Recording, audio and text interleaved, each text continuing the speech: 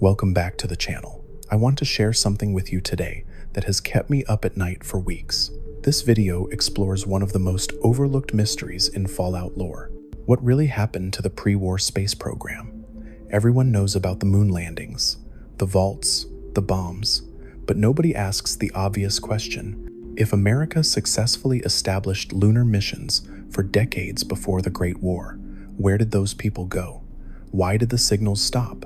And most disturbing of all, what if they never actually stopped? This is a deep dive into evidence suggesting that the lunar colonies survived the apocalypse, that they have been watching Earth for 200 years, that they possess technology far beyond anything the wasteland has seen, and that they might be planning to return and reclaim the planet they once called home.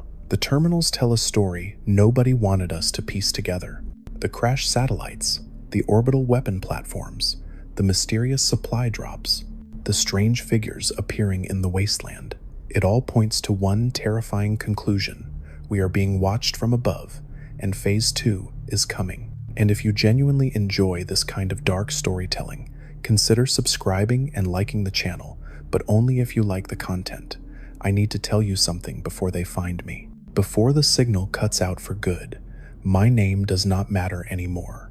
What matters is what I discovered buried in these terminals, scattered across 3 different installations. And what matters even more is that someone knows the truth before it is too late. You think you know the wasteland. You think you understand what happened on October 23rd, 2077. The bombs fell, the world burned, civilization collapsed. That is the story everyone accepts. But what if I told you that the real story begins much earlier and extends far beyond this irradiated hell we call Earth?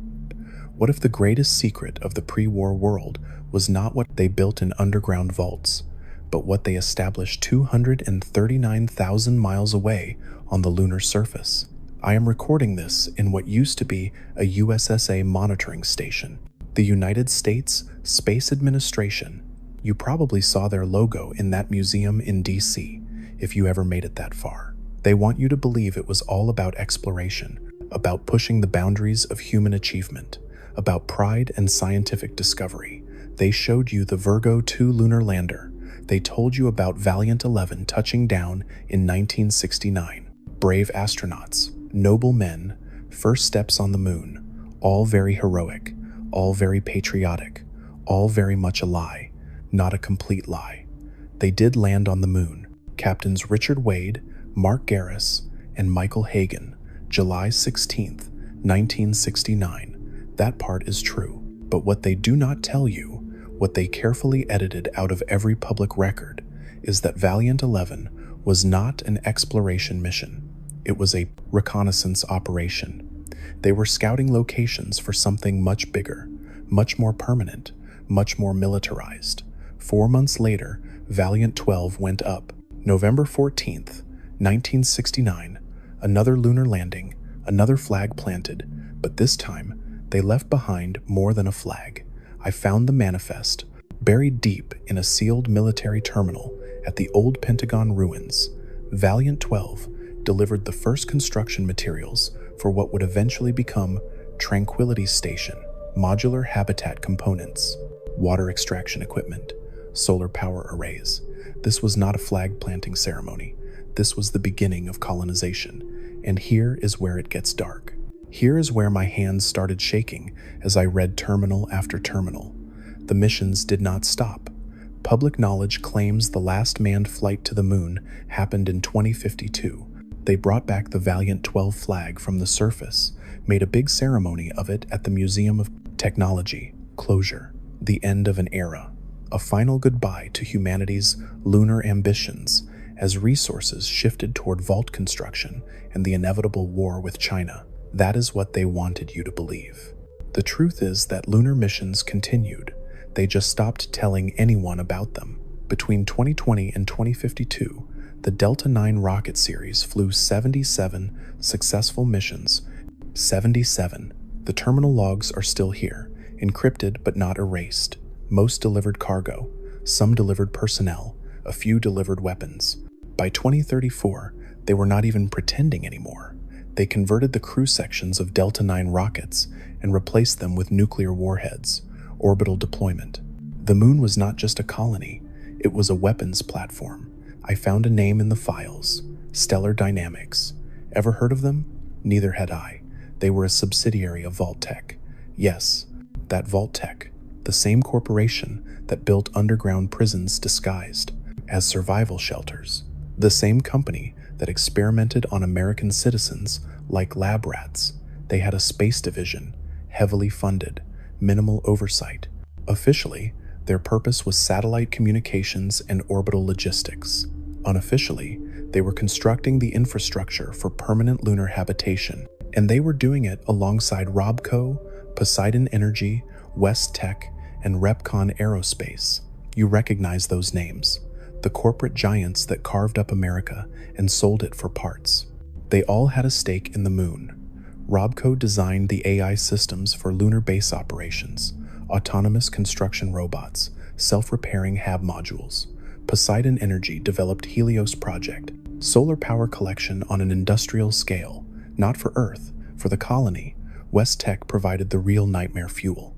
They were testing FEV in zero-gravity environments, forced evolutionary virus, the same compound that created super mutants.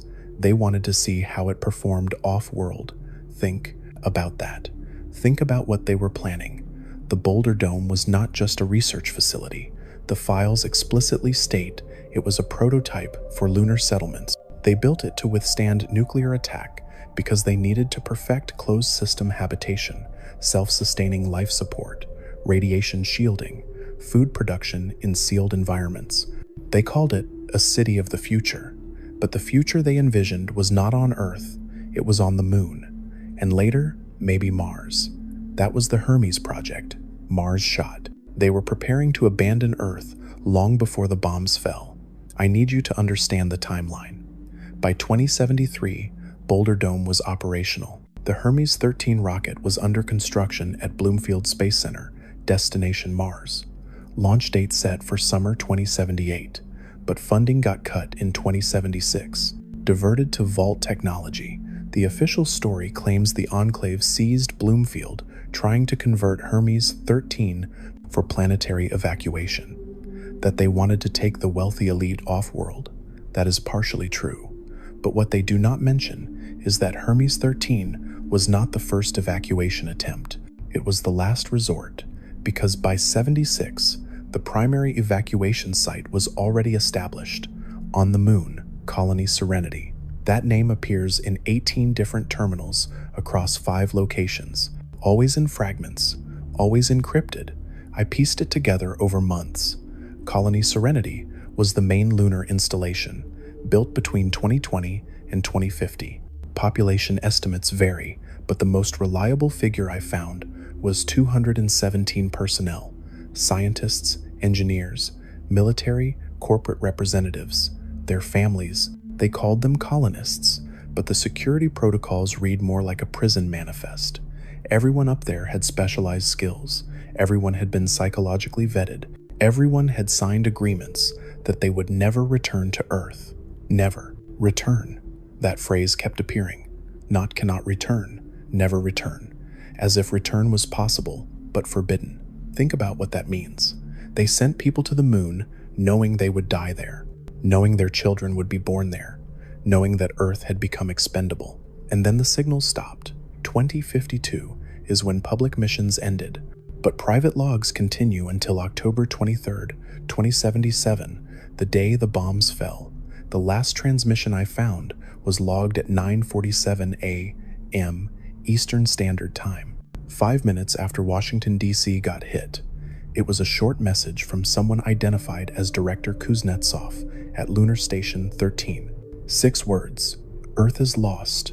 Activate Protocol Vanguard. Protocol Vanguard. I have been searching for months, and I cannot find a single file that explains what that means. But whatever it was, it involved cutting all communication with Earth. Every USSA monitoring station shows the same thing. Lunar transmissions ceased at 9:47 a.m. Not because the equipment failed, not because the colony was destroyed.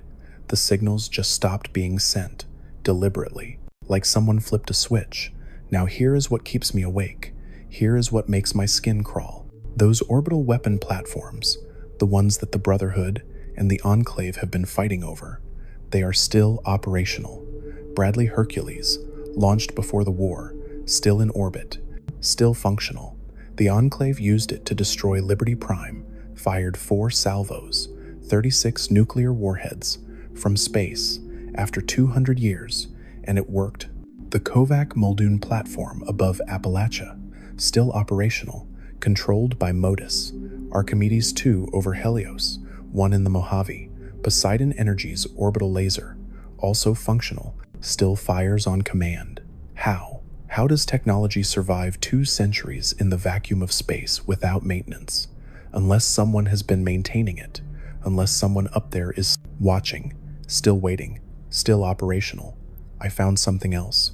Crashed satellites, multiple locations, the one at Mojave Drive-In, the one in Appalachia. But here is the thing. When you examine the crash sites, the dates do not match. These satellites did not fall during the Great War. They came down recently, within the last century, within the last few decades. Some of them have burn marks consistent with atmospheric re-entry, but others show evidence of deliberate deorbiting, like someone pushed them out of the sky, like someone was cleaning house. And the supply drops, you have seen them. Strange crates that fall from the sky in the middle of nowhere. Advanced technology that should not exist.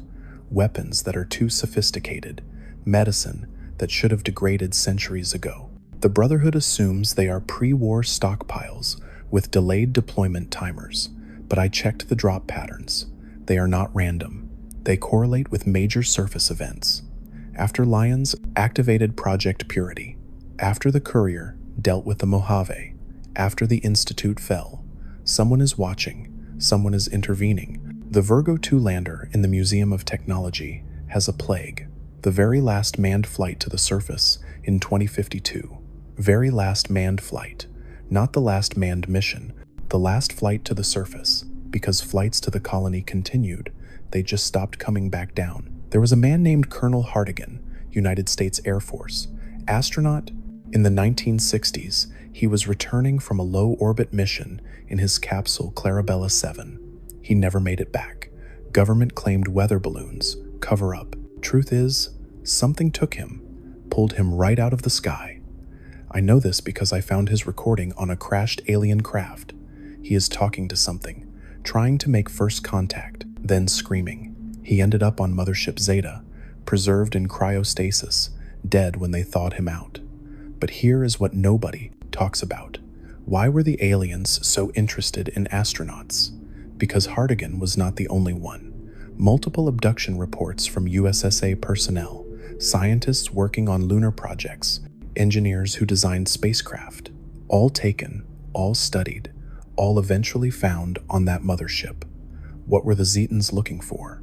What did they want to learn about human space capability? I have a theory. It is going to sound insane, but hear me out. What if the Zetans were not aliens? What if they were us? What if 200 years of isolation on the moon, exposed to cosmic radiation, subjected to experimental FEV, resulted in something that looked alien but started human? The technology on Mothership Zeta is similar to pre-war designs.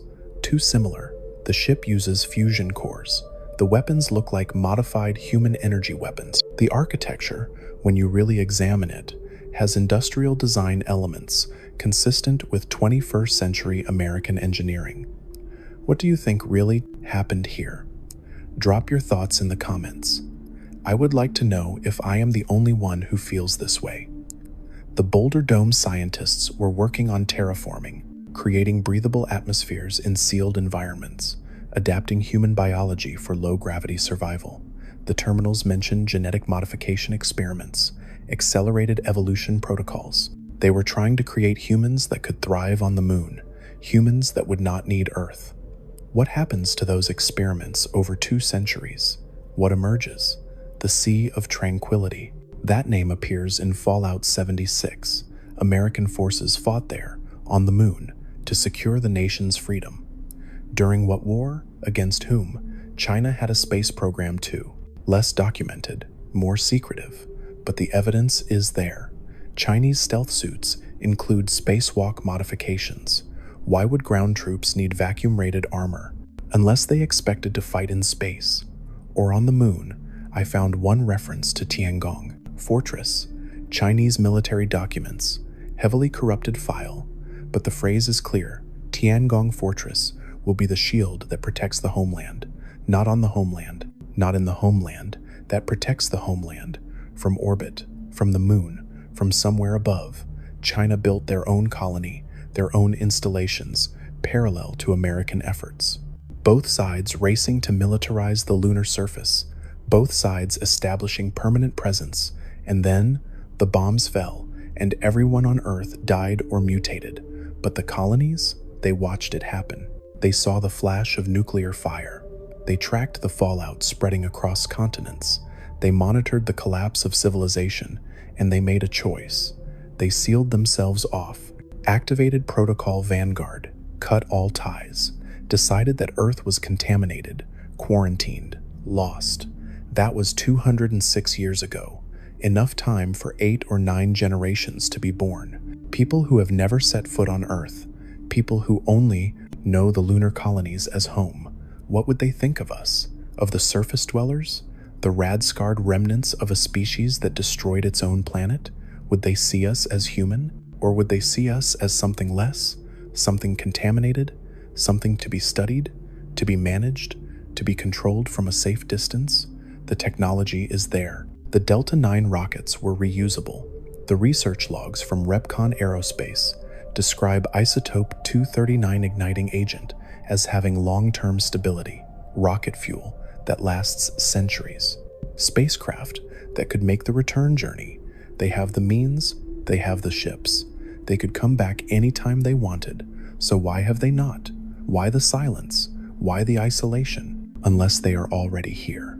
That thought is what started me down this path. What if the silence was not abandonment? What if it was observation? Think about the strange encounters in the wasteland, the people who appear with no history, the traders with technology they should not have, the mysterious benefactors who help certain factions without explanation. What if some of them are not wastelanders at all? What if they are colonists who made the descent, who walk among us, who study us like specimens in a terrarium? I started cross-referencing, looking for patterns, anomalies, people who do not fit, and I found them. Scattered reports across multiple settlements. A merchant in the hub who sold pre-war medicine that was not degraded. When questioned about the source, he vanished overnight. A doctor in Rivet City with surgical techniques too advanced for wasteland training, gone after 6 months. A Brotherhood scribe who solved technical problems that stumped Elder Lyons himself, transferred out suddenly with no forwarding orders. None of them left tracks. None of them had verifiable histories before they appeared, and all of them shared common traits. Pale skin like they had never seen sunlight, unusually tall and thin builds, difficulty adjusting to Earth gravity in their first weeks.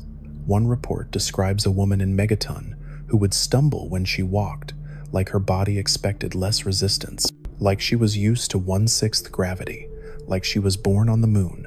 The Brotherhood found something in 2270, a crashed recon vehicle near Adams Air Force Base. Not alien, not pre-war American, something in between. The hull composition matched no known alloy from before the war, but the reactor inside was a modified version of a Poseidon energy fusion core.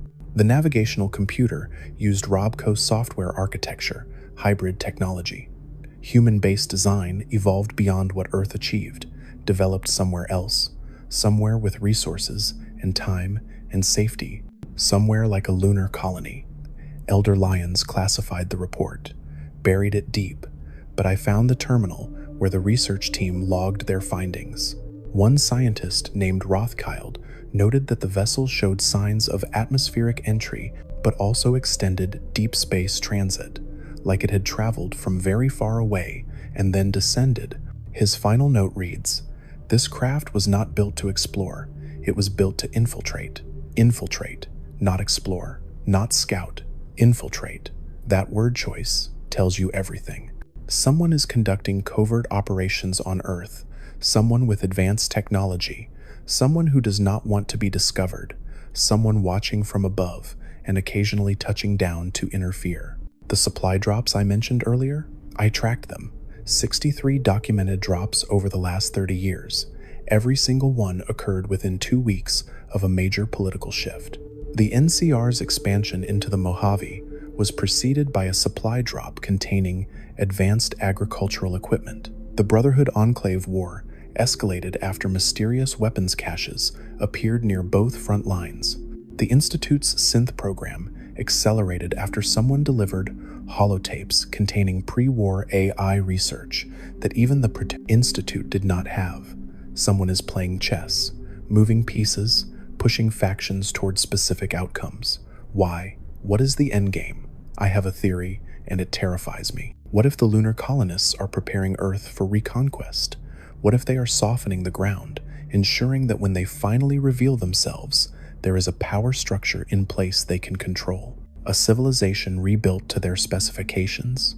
The Enclave believed they were the rightful inheritors of America, the pure humans who would reclaim the wasteland from mutants and savages. But what if they were not the only ones with that belief? What if there is another group? A group that actually is genetically pure, that never suffered radiation exposure, that maintained pre-war technology without degradation, that considers themselves the true heirs of humanity? Colony Serenity was not the only installation. I found references to at least 4 others. Colony Serenity at the Sea of Tranquility, Lunar, Station 13 at an undisclosed location, Armstrong Base near the lunar South Pole, Aldrin Facility in orbit, 2 surface colonies, 1 station, 1 orbital platform. Combined population estimates range from 400 to 800 personnel at the time of the Great War. 200 years of reproduction at even conservative rates would yield 10 to 15,000 people by now. 10,000 humans who never knew Earth, who think of the moon as home, who view the surface as foreign territory, and they would have resources we can only dream of. The moon has water ice at the poles. They have fusion power. They have enclosed biomes for food production.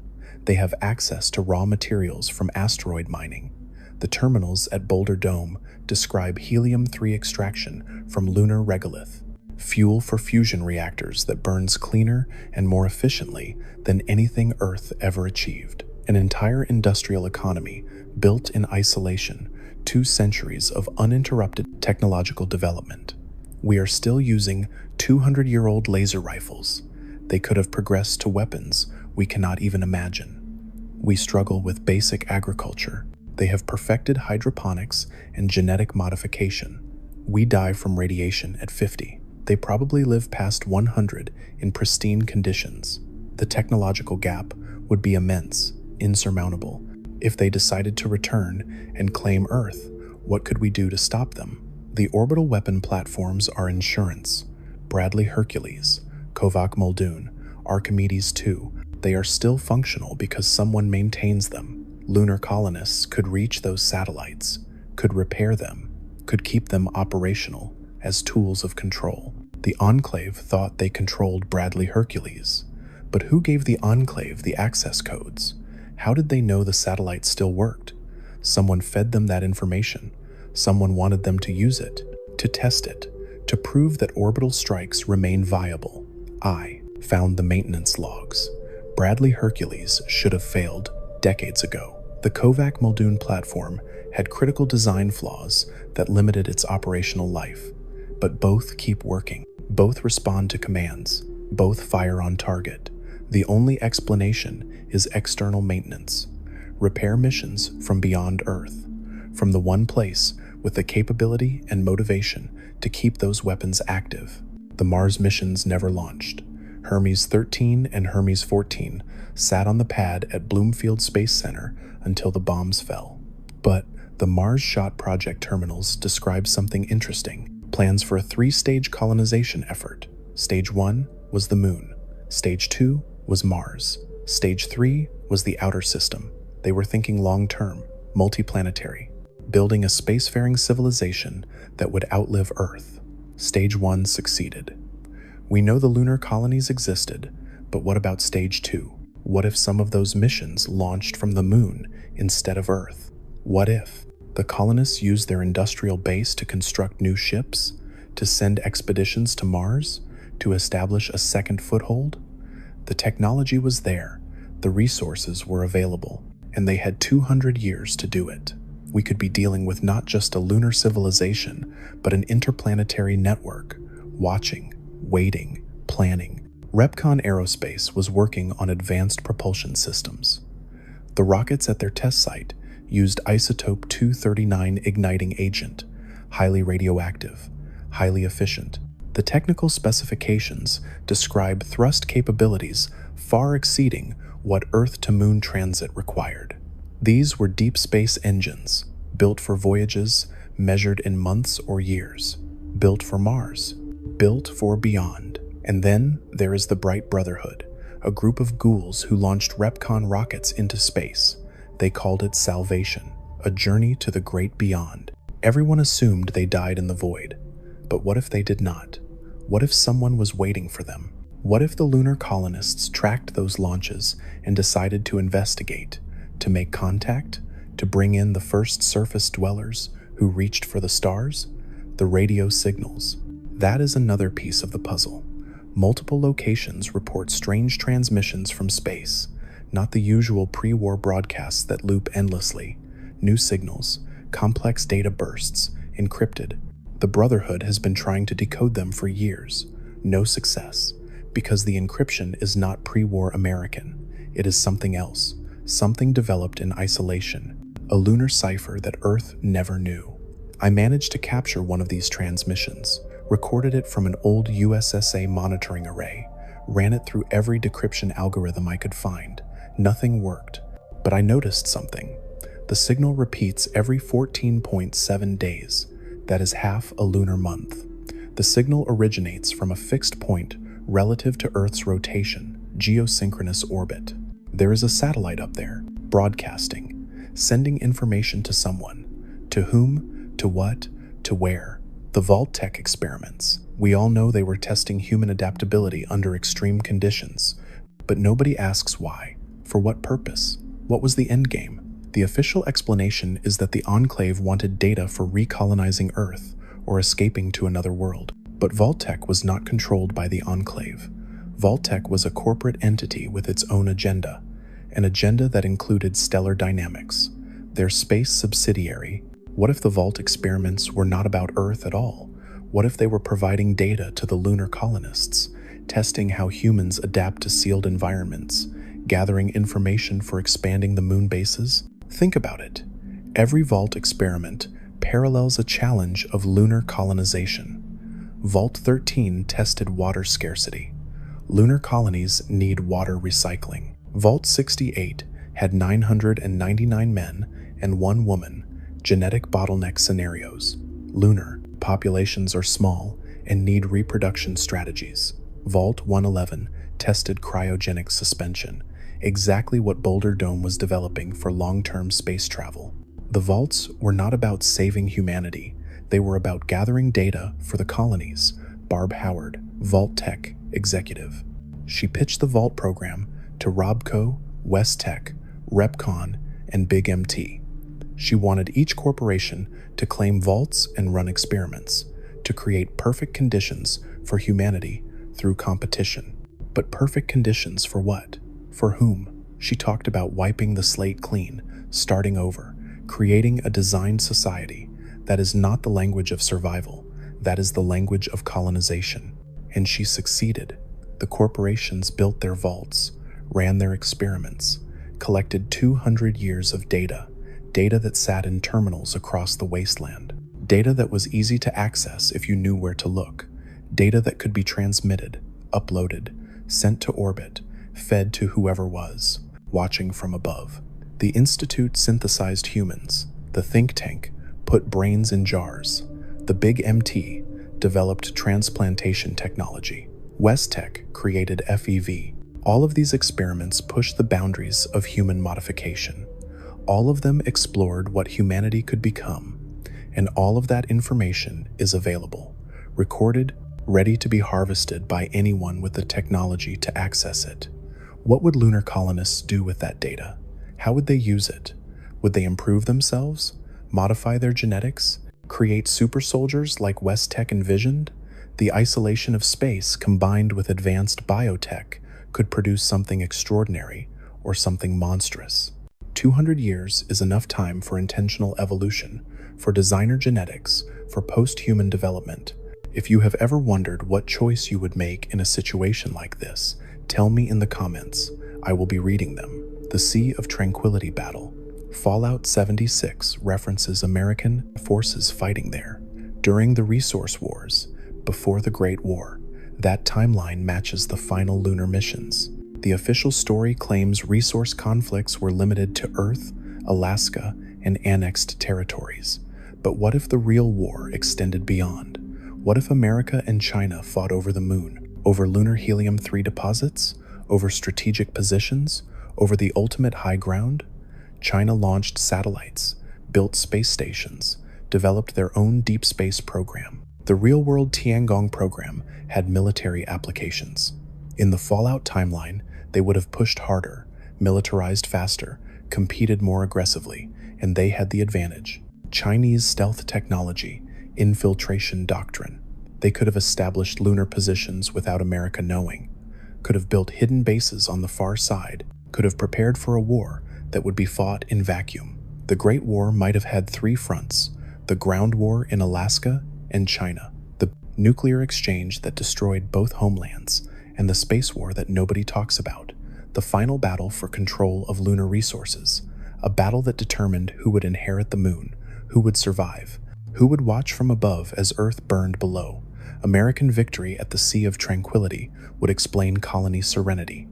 If America won the Lunar War, they controlled the major installations. Chinese forces would have been eliminated or driven off. But defeated does not mean destroyed. What if Chinese survivors retreated to hidden bases? What if they waited? What if there are two lunar civilizations? American and Chinese, both isolated, both watching Earth, both planning their return? That would explain the technological anomalies. Two different design philosophies, American fusion cores and Robco software, appearing alongside Chinese stealth systems and rare earth composites. Two separate groups making contact with Earth, two separate agendas, maybe even competing agendas, using surface factions as proxies, maneuvering for advantage, preparing for the real war, the war for who rebuilds Earth. The Brotherhood's mission is to preserve technology, keep it from being misused, noble goal. But consider where advanced technology keeps appearing, how the Brotherhood keeps finding caches of pre-war weapons, how they stumble onto facilities with functioning equipment. Someone is guiding them, leading them, shaping them into a military force with high-tech capability, creating an army that could be useful, that could be claimed, that could be turned to new purpose.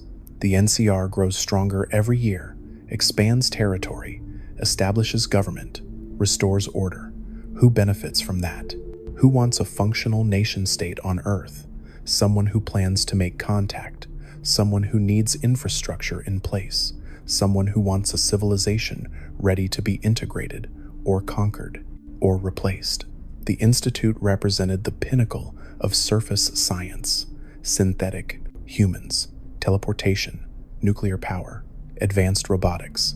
Everything the moon colonies would have developed further. Were they in contact? Did the Institute receive guidance? Is that how they achieved such rapid advancement? The terminals mention outside transmissions, signals from unknown sources, technical specifications that appeared with no research history. Someone was helping them, teaching them, preparing them for something. And then the Institute fell, destroyed by the sole survivor, or by the Brotherhood, or by the Railroad, depending on your path, but destroyed nonetheless. The most advanced faction on Earth, eliminated, convenient, almost like someone decided they had grown too powerful, too independent, too capable of resisting, too dangerous to the plan. Every faction that gets too strong faces destruction. The Enclave on the East Coast, wiped out. The Institute, eliminated. Caesar's Legion if the Courier opposes them, crushed. The Brotherhood at Helios 1, defeated by the NCR. Maximum pressure applied at critical moments, keeping everyone balanced, keeping everyone weak enough, making sure no single group dominates, making sure Earth stays manageable, controllable. Ready for Phase 2. Phase 2. That term appears exactly once in the files I recovered. A Vault-Tec internal memo dated October 15th, 2077, 8 days before the bombs fell. The subject line reads, Phase 2, Timeline Acceleration. The body of the message is heavily corrupted, but 3 sentences survived intact. Lunar assets confirm readiness for extended observation period. Surface sterilization will proceed as planned. Phase 2, implementation awaits target civilization threshold. Target civilization threshold. They were waiting for something, some specific condition, some level of development. They wanted Earth bombed, wanted the population reduced, wanted civilization collapsed, so they could rebuild it according to their design. The vaults were not shelters. They were seed banks. Human seed banks. Genetic diversity, preserved in controlled conditions, ready to be cultivated when the time came. And the time is coming. I can feel it. The signs are everywhere, once you know what to look for. The weather has been changing, not the usual radiation storms. Something else. Patterns in the cloud formations, geometric shapes too precise to be natural. I watched the sky for 3 nights from this monitoring station. At exactly 0200 hours each night, a grid pattern appears in the upper atmosphere. 64 squares, 8 by 8, like a targeting matrix, like someone is mapping the surface, dividing it into zones, preparing for coordinated action. The Pridewind flew for the first time in decades. The Brotherhood's airship, a marvel of pre-war engineering, restored to function. But I found the original designs. The Pridewind should not have been repairable. Critical components were missing. Fusion reactor specifications that no longer existed. Stabilization systems that required materials nobody had. Yet somehow, the Brotherhood found everything they needed. Somehow, the parts were exactly where they looked. Somehow, it all fit together. Because someone provided them. Someone made sure the Brotherhood would have air superiority, would have mobile command capability, would have a platform visible from orbit. Why would lunar colonists want that? Unless they need a beacon, a rendezvous point, a location they can target from above when Phase 2 begins. I started mapping the major factions, drawing connections, looking for patterns in their territories, and I found something that made my blood run cold. The major settlements form a perfect spiral. The Hub, Shady Sands, New Vegas, Rivet City, Diamond City. When you plot them on a pre-war map and account for drift, they create a logarithmic spiral with its center point in Wyoming, right above Cheyenne Mountain, right above NORAD, right above the location where the most critical pre-war military satellites were controlled. That is not coincidence. That is intelligent design. Someone influenced where people settled, where trade routes developed, where civilization regrew, shaping the surface into a specific pattern. For what purpose? The spiral is a navigation aid, a marker visible from space, the kind of thing you would use to orient a landing pattern, to designate approach vectors, to mark the drop zone. The drop zone for what? For whom? For how many? I found a personnel manifest, buried in the Enclave files at Adams Air Force Base.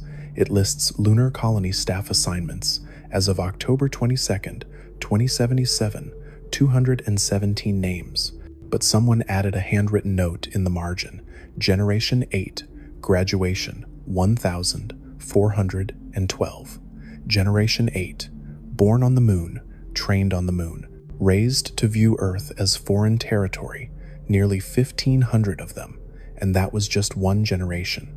If you account for overlapping generations, staggered breeding programs, genetic optimization protocols, the current population could be 5,000, 10,000, 20,000. An army, that is what they built. An army that never knew Earth, that feels no connection to surface dwellers, that views us as contaminated, as failed, as obstacles to reclamation. We are the natives.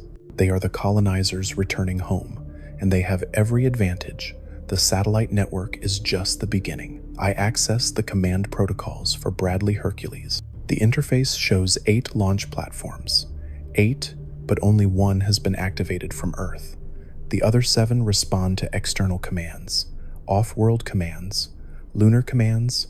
Someone up there has 7 nuclear platforms on standby, 72 warheads aimed at whatever targets they choose, and we cannot stop them, cannot even detect when they fire until the missiles are already falling. Archimedes. 2 is worse. It is not a weapon, it is a proof of concept. Poseidon Energy designed it as a prototype for a network of orbital lasers. The full project called for 36 satellites, global coverage, precision strikes anywhere on Earth with 30-second response time. Construction was interrupted by the war. Only 1 satellite was completed, but the manufacturing facilities were on the moon. Boulder Dome specifically mentions satellite assembly in lunar orbit. Zero gravity makes construction easier. Solar power is unlimited. If the colonists completed the network, they could burn any target on Earth without warning, without launching from the surface, without giving us any chance to respond. We would not be fighting an invasion. We would be accepting an occupation. Submit or be destroyed from above. Those are the only options against orbital superiority. But there is something else, something that changes everything. Something I almost missed because it was hidden in plain sight. The Zetans. Everyone assumes they are aliens from another star system, little gray creatures in flying saucers, abducting humans for mysterious experiments. That is the story. That is what we believe. But look closer at the evidence. Look at what they actually do. They collect human specimens. They study our biology. They preserve us in cryostasis. They have been doing this for centuries, since the Edo period in Japan, since the Old West, since the space age. Continuously, systematically, building a database of human genetics across time periods. Why? Because they are tracking human evolution, documenting how radiation exposure changes us, cataloging mutations, studying how surface conditions affect biology. They are not alien researchers. They are human researchers, studying their own species, studying what they left behind, studying what we became. The technology on Mothership Zeta is human, modified, advanced, but fundamentally human. Fusion cores, energy weapons, architectural design elements. Even the aliens themselves, when you examine them closely, have skeletal structures similar to humans. Elongated, adapted for low gravity, pale skin from lack of sunlight, large eyes for low-light environments. These are not evolutionary traits from another planet. These are adaptations to life in space, to life on the moon, to generations lived in artificial habitats. The Zetans are us. 200 years diverged, 200 years modified, 200 years changed by intentional genetic engineering and environmental pressure. They are what the lunar colonists became, and they have been watching Earth the entire time, not as outsiders, as scientists studying a control group, an unmodified population left to develop naturally in hostile conditions. We are the experiment. They are the observers. And now the observation period is ending. Phase 2 begins. The colonists will reveal themselves, will make contact, will offer to save us from ourselves, and we will have no choice but to accept, because they control the weapons, they control the sky, they control everything that matters, unless we act first. That is why I am recording this. That is why I am transmitting everything I found. Someone needs to know. Someone needs to prepare. Someone needs to organize resistance before it is too late. The Institute had the right idea. Synthetic humans, beings designed for specific purposes. If the colonists created modified humans, we need to do the same. We need to level the field. The think tank understood. Brains separated from bodies, consciousness preserved in machines, immortality through technology. That is what we need to survive against post-human opponents. The Brotherhood hoards technology. That impulse is correct even if their reasoning is flawed. We need every weapon, every robot, every suit of power armor, every energy cell, everything that can fight, everything that can resist, because when the lunar forces descend, we will need overwhelming firepower just to survive the first wave. The NCR is building a nation. That infrastructure will be essential. Coordinated defense requires communication networks, supply lines, central command, all the things the NCR provides. They need to be warned. They need to prepare. They need to militarize faster than they planned. But here is the problem. Here is why I am so afraid. I think some of them already know. I think some surface leaders are already compromised, already working with the colonists, already preparing to collaborate, traitors who will betray humanity for promised positions in the new order. The Enclave preached purity, genetic superiority, the right to rule. That rhetoric matches lunar colonial ideology perfectly. What if the Enclave was not independent? What if they were in contact with the moon? What if they were the advance team? The collaborators preparing Earth for integration? That would explain their technology, their resources, their knowledge of pre-war systems that should have been lost. President Richardson talked about reclaiming America, purging mutants, restoring the old world. But his plan required infrastructure the Enclave did not have. The oil rig was impressive, but insufficient. They needed support. They needed guidance. They needed someone feeding them information, someone from above. The Enclave fell. Both coasts defeated, their leadership dead, their bases destroyed. But that might have been intentional. A controlled demolition. Remove the obviously compromised faction so suspicion does not spread. Let surface dwellers think they won. Keep them ignorant, while the real operators remain hidden. The Enclave was a sacrifice, a pawn traded to protect the king, and the king is still playing. I found a name in the deepest files, someone called the Architect. No first name, no identification number, just the title. The Architect appears in Vault-Tec documents, in USSA logs, in Enclave communications, in Institute research notes, always the same designation, always offering guidance, always pushing specific agendas. Nobody has seen the Architect, nobody knows who they are, but everyone follows their advice because the advice always works, always achieves results, always moves pieces exactly where they need to be. The Architect is real, I am certain, and I think the Architect is directing Phase 2 from orbit, coordinating multiple factions, playing them against each other, ensuring the right outcome, ensuring Earth is ready, ensuring we are weak enough, desperate enough, grateful enough to accept salvation when it arrives. The question is not if the colonists will return. The question is when, and what we do when they arrive. Do we resist? Do we submit? Do we fight a war we cannot win? Or do we accept the inevitable and try to survive as second-class citizens in our own world? I do not have answers. I only have questions and fears and data that points to something vast, something planned, something unstoppable. The moon is not empty. It never was. And soon, everyone will know they are coming. The Watchers, the Inheritors, the post-humans who claim Earth as their birthright. They have been preparing for 2 centuries, and we have been blind. If this story has kept you listening this far, and you want more of these dark confessions from the wasteland, hit that subscribe button. It tells me someone out there is still paying attention to warnings like these. I am going to continue transmitting, continue investigating, continue recording everything I find. Because when they come, we need to know what we are facing. We need to understand the enemy. We need every piece of information that might give us an edge. The sky is not empty. Look up on clear nights. Watch for movement against the stars, patterns that should not exist, lights that do not belong. They are there. They are watching. They have always been watching, and soon they will descend. I need to tell you what happened 3 days ago, why I am rushing this recording, why I am transmitting on every frequency I can access, why this might be my last message. I saw them, not from a distance, not on a terminal screen.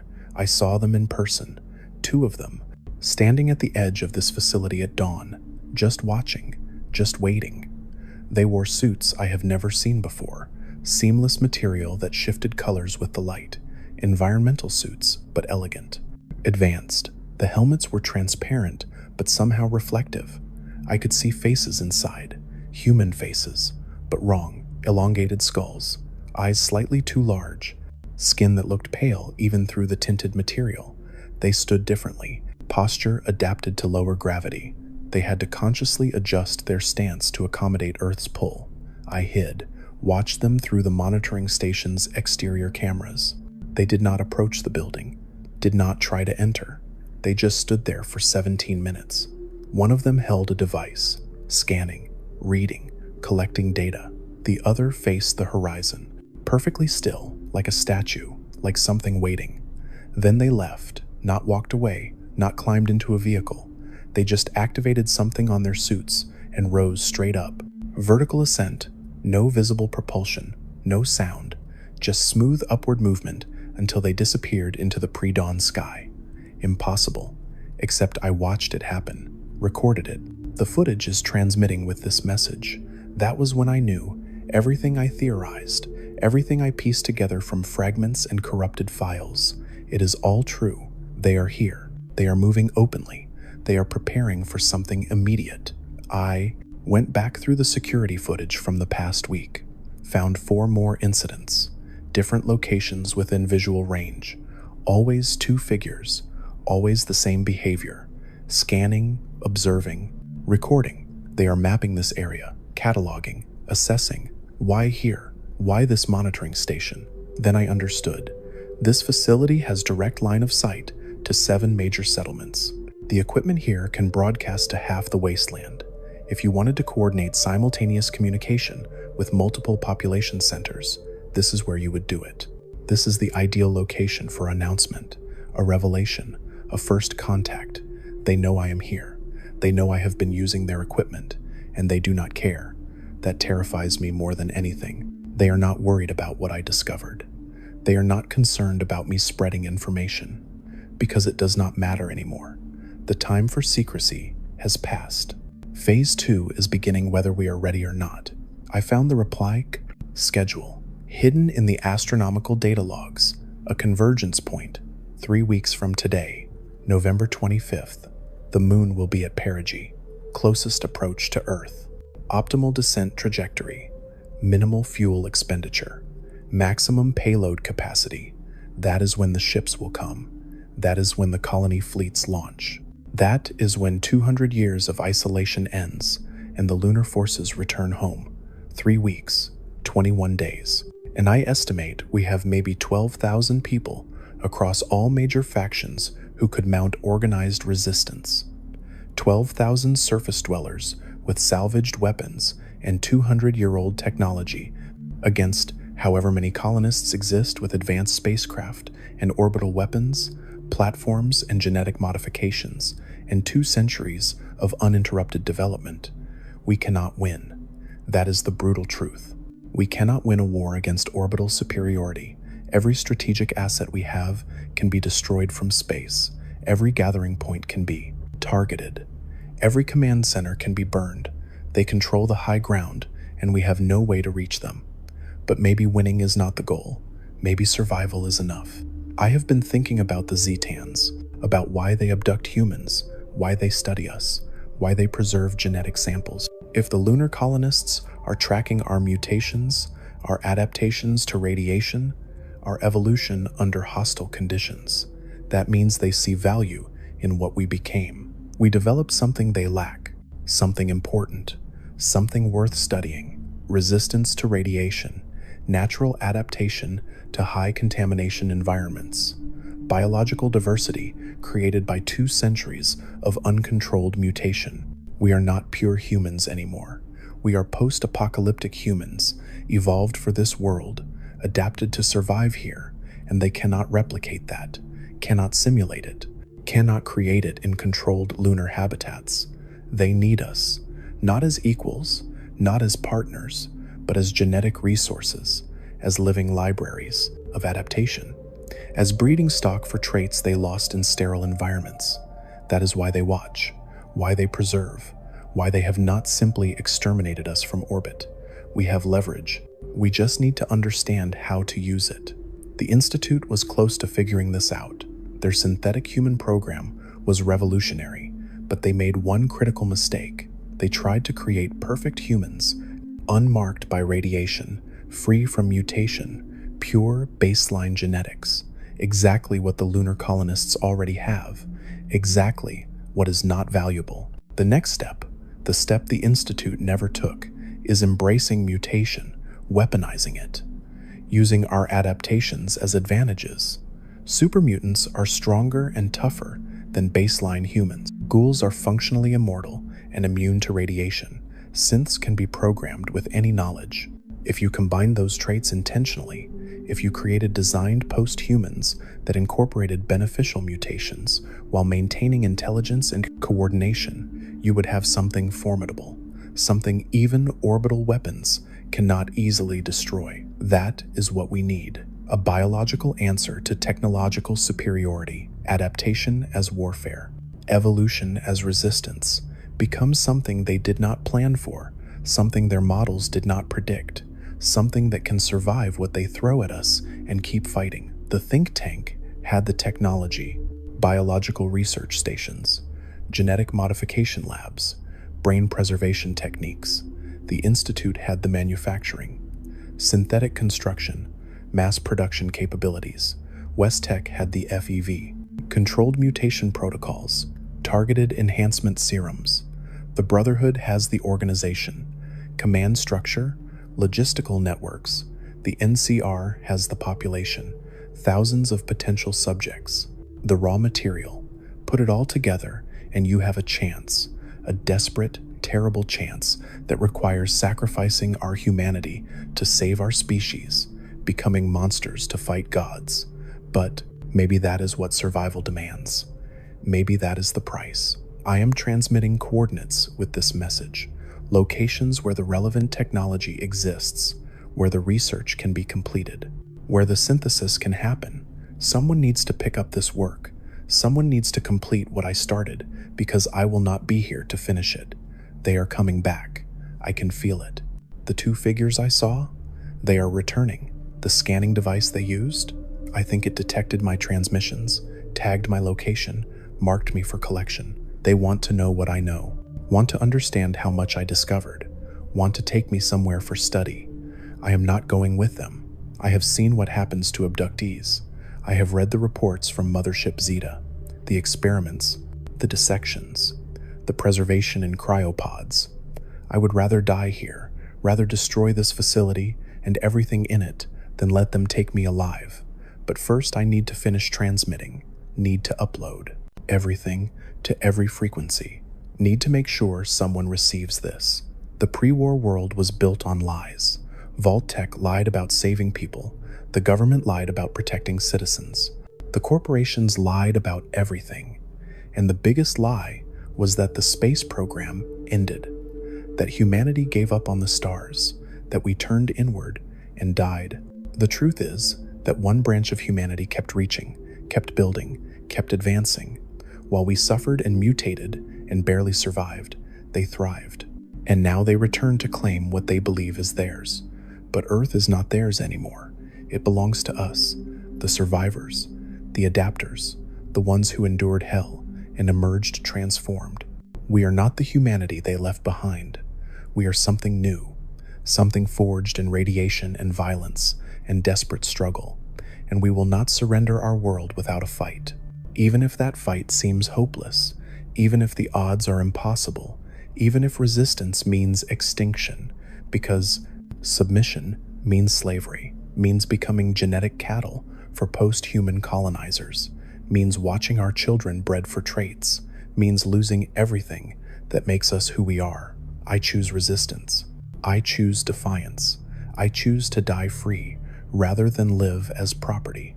And I hope whoever hears this makes the same choice, because November 25th is coming, 3 weeks. And when those ships descend, when the lunar forces land, when the architect reveals themselves and demands surrender, we need to be ready to answer with fire. The Brotherhood needs to mobilize every chapter, every night, every weapon.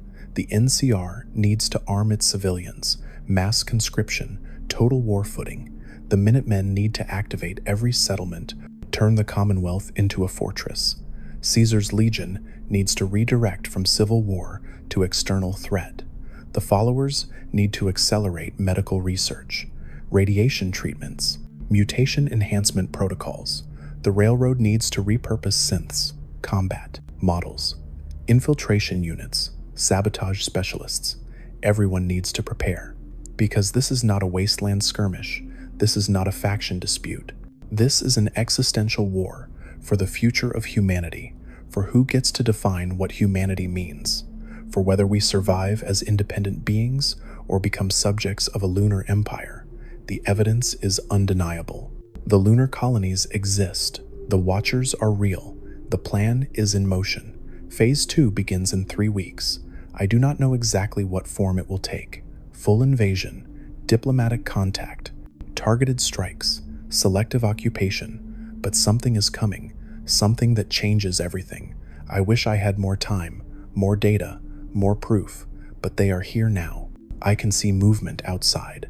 3 figures this time. They are not hiding, not waiting. They are approaching the entrance.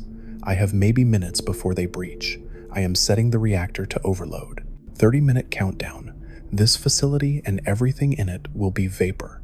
They will not get my research, will not capture me, will not use this location for their broadcast. One small act of defiance, one tiny victory, but maybe it buys time, maybe it delays their schedule, maybe it matters. To whoever receives this transmission, to whoever pieces together what I discovered, the truth is out there, literally above you, looking down, waiting, planning. They have every advantage except one. They do not understand what we became. They still think of us as baseline humans, weak, fragmented, easy to control. They are wrong. We are survivors of the apocalypse. We are the species that looked at nuclear annihilation and refused to die. We are harder than they know, meaner than they expect, more resilient than their models predict. Use that. Weaponize our adaptations. Embrace our mutations, turn our weaknesses into strengths, fight them in ways they cannot anticipate, bleed them, harass them, make them regret returning, make occupation so costly that they reconsider, make Earth undesirable enough that they retreat to their sterile colonies and leave us alone. It is possible, difficult, unlikely, but possible, and possibility is all we need. A chance, a slim hope, a narrow path to survival. That is more than our ancestors had when the bombs fell. They faced certain death, and still some survived. We face overwhelming force and can still resist. The door is buckling. They are using some kind of cutting tool. I can see the metal glowing, hear the hiss of superheated material. They will be through in seconds. I am uploading this final segment now. Emergency broadcast. Every frequency, maximum power. Someone will hear. Someone will understand. Someone will act. November 25th. Remember that date. Watch the sky. When the ships descend, when the colonists land, when Phase 2 begins, do not surrender. Do not collaborate. Do not believe their promises of peace and prosperity. They see us as resources, as specimens, as lesser beings. Prove them wrong. Show them what wasteland humanity has become. Show them the price of trying to reclaim Earth. We are the inheritors now. We survived the apocalypse. We earned this world. It belongs to us, and we will defend it. They are through the door. I can hear their footsteps. Strange rhythm, low gravity gait. They are calling out. Not in English. Not in any language I recognize. Possibly their own dialect, evolved from American English but changed by isolation, made foreign, made other. I am not afraid. I made my choice. I chose to know, to discover, to reveal, and I chose to resist. Now I choose to deny them this facility, this information, this victory. The reactor is at critical. 15 seconds. The building is shaking. They realize what I did. They are retreating, running, even with their advanced suits. They cannot survive a fusion detonation at close range. Small comfort, small victory. But mine, to anyone listening, anyone who survived, anyone who fights, Remember the lunar colonies. Remember the watchers. Remember that we are not alone. Remember that the sky is not empty. Remember that phase 2 is coming. And remember that we have the right to exist, the right to survive, the right to determine our own future, no matter what descends from above, no matter what forces array against us, no matter what the cost. We are wasteland humanity. We are the survivors. We are the future. They cannot take that from us. 10 seconds. Fight well, die free, and never surrender Earth. This is my last transmission, my final warning, my testament. The moon is not empty. They are coming. Be ready. 5 seconds. For humanity. For Earth.